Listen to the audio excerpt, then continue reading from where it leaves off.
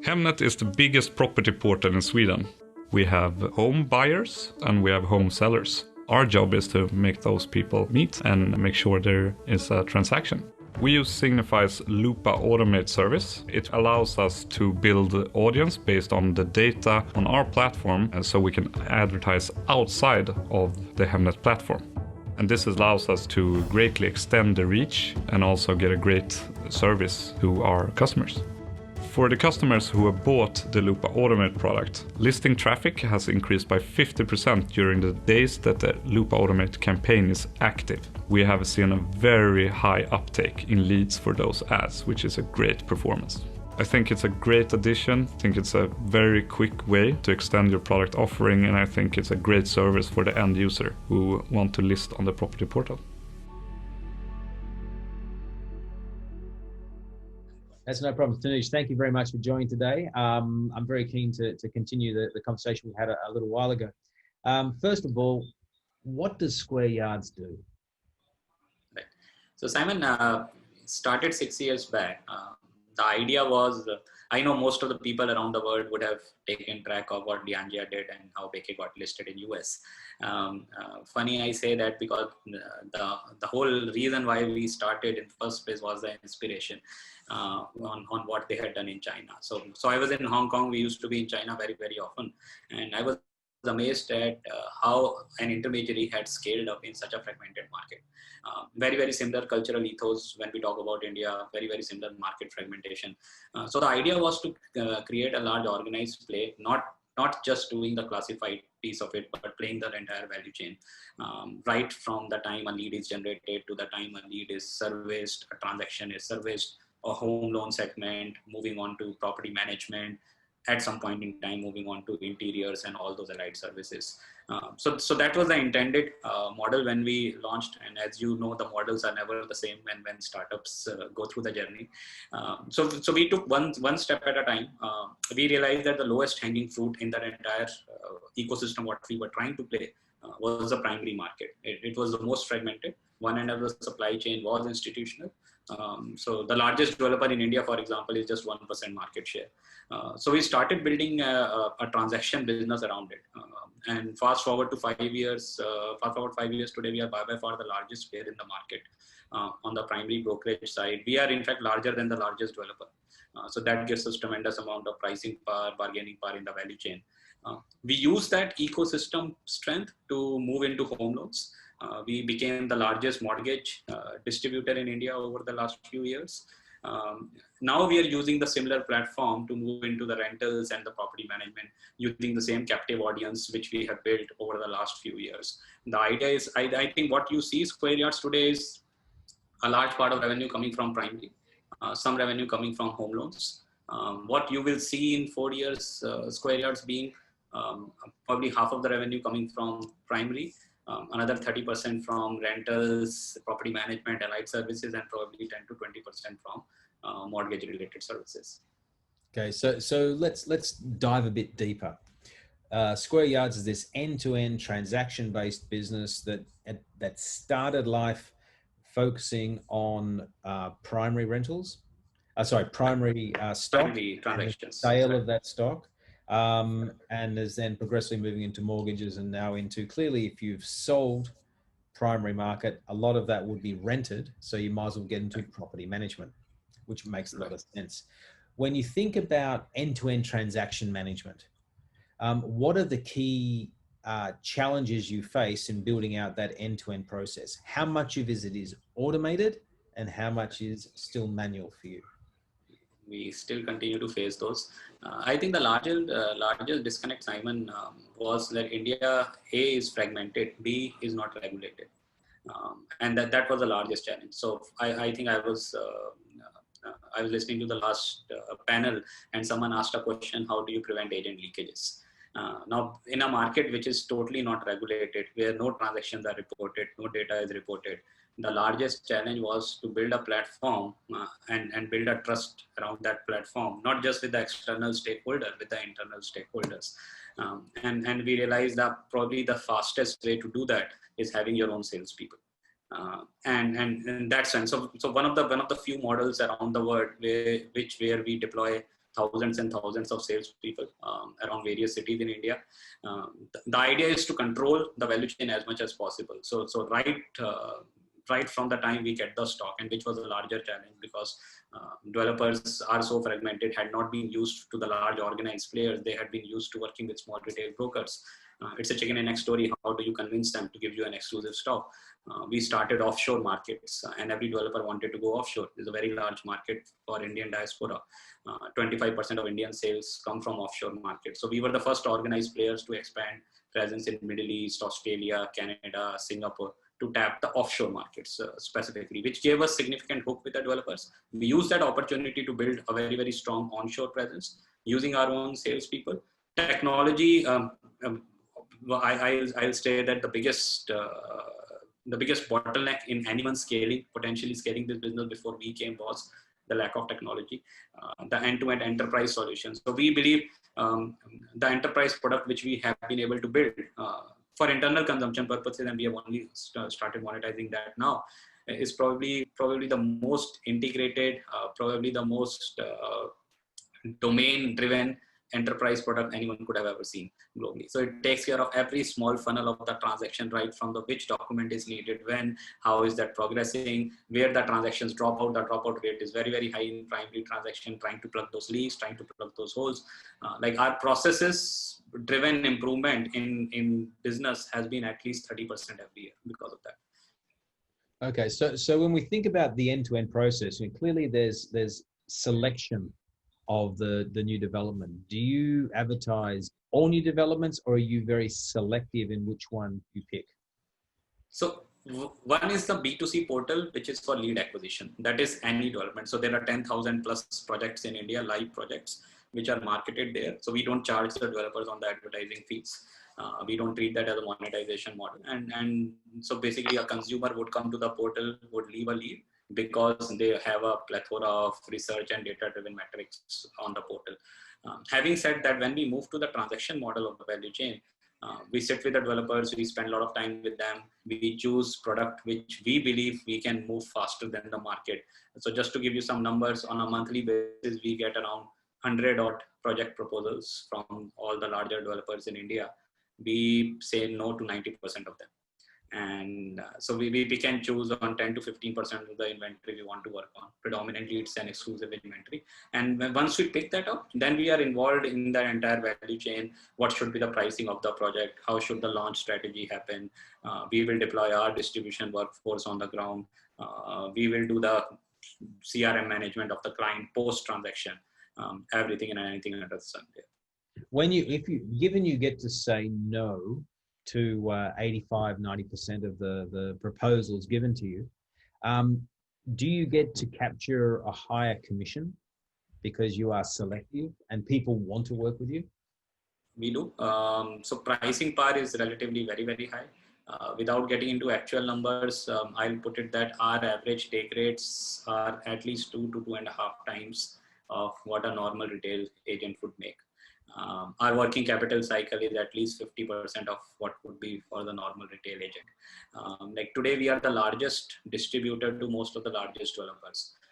We use that obviously not just from the monetization advantage, but we more importantly use that to price the product significantly lower or better in that micro market. In fact, one of the propositions we go to the consumer market is lowest price guarantee, that no one can find that product cheaper anywhere, even including going to the developer directly, than they can on our platform for those products which we have chosen. Okay. So if I understand correctly, there are two things that you leverage by being selective. The first is you get a higher commission, and the second is you negotiate lower prices for the inventory. Right. And why would a developer do that? Because of the velocity. If we get involved in a product, normally we tend to, on an average, we bring around 5 to 10 times increase in velocity in that project. Now, because a developer is able to sell faster, it's able to solve working capital needs for a developer. Debt financing is very, very difficult in India, even if you get. So for a developer, he's saving a lot of money because of that working capital cycle, and we are able to extract some juice both for the consumers and ourselves. Okay. How do you trade off? Because some projects you can't sell, right? Because it's the wrong project in the wrong town or whatever. But they're going to give you a very high commission and exclusivity, and they'll make the price very cheap. Do you say yes or no to those people? We say no, and we have obviously evolved over time.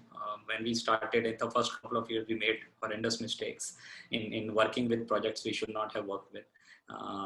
Obviously, as we evolved, even before the regulator came in India, we started having our own diligence checklist of the developers or the projects we want to work with. So the project has to be sellable. The project's track record, the developer's track record, it needs to be built because eventually, if not a legal and financial risk, we carry significant morality risk on the ground, brand risk on the ground. So that has to be ticked first. The project has to have an inherent velocity, or we try and inject that velocity by structuring either the price or the payment plan. But something in that project needs to be better than every other project in that micro market. Okay, and how important is data to you in making those decisions? A lot, like I said. So, like hypothetically, if there are 3 proposals for a similar micro market from 3 separate developers, now which one should we work with is predominantly data driven. Now, when I say data, it's even takes into account configures things like how many 2 bedrooms in that micro market are available, how many 1 bedrooms are available, which inventory may sell faster, which configuration may sell faster. Not just the plain vanilla pricing decision, it takes into account pretty much. So again, to put a number to it, we take around 150 data points when we track a particular primary project. And partly it's a science, partly it's an art, but when it comes to selecting a particular project we want to work with, all those 150 data points play a part. Okay, now when you market the property, so the next sort of step in the process, and you've developed the right marketing collateral for the property, do you just market on your own channels? Do you market on neutral channels? So we'll call it Facebook or Google or such. Or do you and you also market on what could be perceived as competitive channels, everything from the 99 Acres and Magic Bricks to as we heard all today, McCann and Housing.com. On housing. So it was a 6-year journey. I think first couple of years, Simon, it was predominantly competitor channels. We didn't consider them as competitors then. So it was either 99 or Magic or Housing. I'll say that 95% of the volumes we generated in the first couple of years came from these platforms. Then we realized the importance of having our own consumer base as we have grown larger in the volumes. We moved to the paid marketing channel. So it will be fair to say that 3 years before this year, 95% of the traffic was either Google or Facebook, and very, very small traffic going to the competitor portals. Again, the next strategy in evolution is as we continue to grow larger, that at some point in time, we need to control the entire consumer journey, especially if we want to be larger in the secondary and existing home segments. I think primary is still a push product, but secondary is a pull product. We need to have listings. We need to have control of the traffic. So over the last 6 months, the strategy has evolved to move to building our own portal, our own listing capabilities, our own traffic capabilities. We have grown to become the 6th largest in India today, from being nowhere probably around 6 months back. And hopefully over the next 24 months, you will see a sizable progress there as you're deploying more and more marketing dollars. But when you think of having the front end for lead generation, size doesn't matter as much as efficiency and effectiveness matters. Because if you're saying no to 85-90% of the developments, you're really wanting to make sure that the people who are coming to look at that 10 to 15% of the developments you say yes to are the ones that convert. So I think size, you don't need to be as big as a 99 Acres. You just need to be super effective for that stock that you are marketing. Yes and no, both. So Simon, new homes and primary is a push product. I'll say that 95% of the traffic in a similar micro market projects can be converted into a transaction project as long as your project is better than the competing projects in that micro market. So my answer to that would be efficiency matters obviously, but size matters as well. So our ability to attract a larger funnel of the existing traffic in that micro market would be a key to how quickly we scale to the next level and how efficiently we scale to the next level. So then the question goes, as we follow, logically through the process, lead management. How much technology is involved in lead management versus manual lead management? A lot. In fact, everything is technology.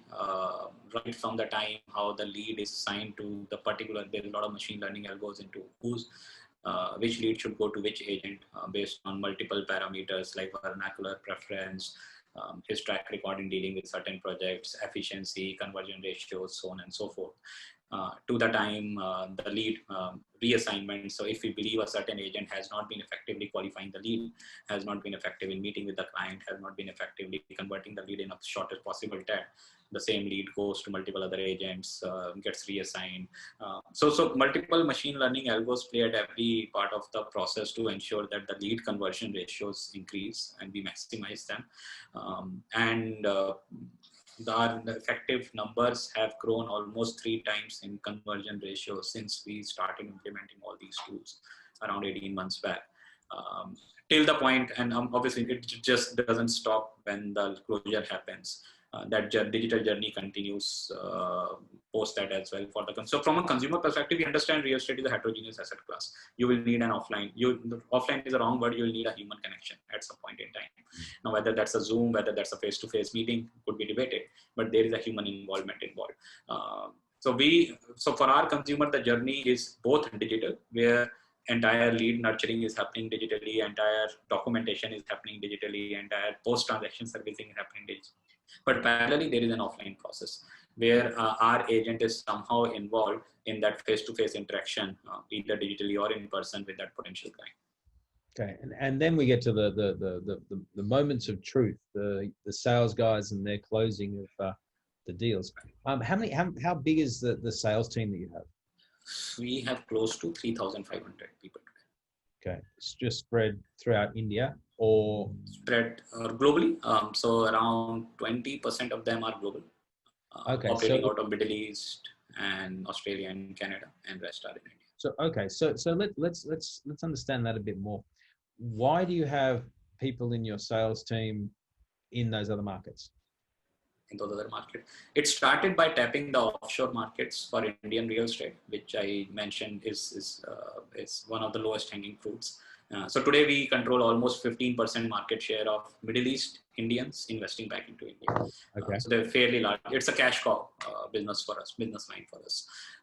Well, having said that, a couple of years back, we realized that when we are doing primary, and we have learned so much doing primary in how the value chain operates, and we are already existing in these markets, we have spent time, energy, and resources in putting compliances in these markets. Why should not we add local products to the portfolio? So we started doing that a couple of years back in Dubai. We started doing that a year back in Australia and Canada. Has been phenomenal. One of the fastest growing segments for us, one of the most profitable segments for us. So non-Indian real estate business is already contributing 20% of our business today. Right. So just to be clear, you can go to Canada, you can go to Australia, use Squareyards to see listings from Australian developers or Canadian developers. And if I'm Canadian, I can then just work with you and do the acquisition. I assume your market power is less in those markets? Obviously, much less. We are just starting out. So. Okay. But having said that, how we view, so in terms of the growth strategy, we believe most of the existing markets are our play, where the markets are very, very fragmented. Urbanization is still very, very low. You will have large amount of primary volumes in the next couple of decades. Australia and Canada are a bit of an exception to the entire exercise. Having said that, how we view these markets are, in absolute terms, the primary markets are very, very large. Even though as a percentage of the overall market, existing homes are 80 to 90%, but primary in absolute terms, like for example, the volumes Toronto moves every month is higher than any other city in India in absolute terms. And these primary markets are very, very fragmented in these countries because they are agency-driven models, where agencies typically don't control the agents. They are working on variables. They are working on no fixed salaries. We are able to exert better control and hence much higher productivity. Very, very similar to probably what we Redfin did in US years back. And so the efficiencies are higher. And that's why we are able to win market share. Obviously, very, very small base. So it'll take years for us to build a sizable presence in these markets. Okay, so the market, what you've mentioned UAE, Canada, Australia. What other markets you're in? So from the global real estate stock perspective, these three. Over the next couple of years, you will see us expanding much more aggressively in Southeast Asia. Do you basically follow the Indian diaspora, just wherever they've moved in the world, where they're major and acts as a hook for the first 6 to 12 months. There is a connect to the local brand. We are able to win market share much faster from the local diaspora, even for the local markets. And then we use that to grow in whichever market we are. Okay. And I guess the last question I've got is then how profitable is the business? So COVID had been blessing in disguise, not discounting the emotional and mental aspects of how it's impacted the world. Purely for our business, it's been as good as it gets. So our market share expanded almost 5 times. Volumes doubled. We have been profitable for a year now, but the profitability jumped. Unintended benefit. Obviously, we were focusing on scale, but we were almost 20% margins over the last 4 months, which has been as good as it gets for us since we started. So having said that, our focus over the next 3 years, 4 years is still on the market share and the revenue volumes. So we believe, considering the opportunity we have, whatever we have done in India being the largest, we are still talking about only 3 to 4% market share, pre-COVID times I'm talking about. And there's hardly any large organized competitor in the market, which is anywhere close to our scale. So for our ability to move from 3-4% to 15% in a market which should explode in volumes over the next 2 decades, should drive the core part of our strategy over the next 3 years. Okay, and when you think of the business in 5 years' time, and you're operating in multiple markets, you're a dominant, even larger player in the Indian market. What's the sort of EBITDA margin that you're expecting to operate at? 20, 30%, 20%? So steady state margins we believe are 30% plus. Even today, some of the segments, like for example, offshore market for us, NRI offshore market, non-resident Indian market, operates at almost 35% EBITDA margin. So steady state margins in this business are easily 30% plus. Okay, and that's taking commissions and everything into account. Everything into account. So we have always said that the employed agent business is far more profitable than traditional agency business, as long as you can control the web chains of large employee base. Right. So your objective is to control every step of the process, from the selection of the property right through to the closing of the transaction, and then having closed the transaction, you want to then funnel them into your own property management business. If they want to rent out the properties, and then you'll rent them out for them and then manage those properties into the future. Manage those properties. Okay. And then one last question. The sales guys on salary, or they paid commission, or a combination? On the salary, obviously they paid commission based on their productivity, but predominant culture in the organization is these are fixed salary guys, our own employee pool, who are supposed to report to office, work 9 hours a day, etc. Okay.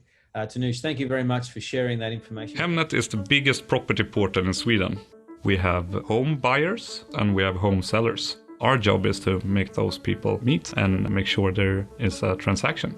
We use Signify's Lupa Automate service. It allows us to build audience based on the data on our platform, and so we can advertise outside of the Hemnet platform. And this allows us to greatly extend the reach and also get a great service to our customers. For the customers who have bought the Lupa Automate product, listing traffic has increased by 50% during the days that the Lupa Automate campaign is active. We have seen a very high uptake in leads for those ads, which is a great performance. I think it's a great addition. I think it's a very quick way to extend your product offering, and I think it's a great service for the end user who want to list on the property portal.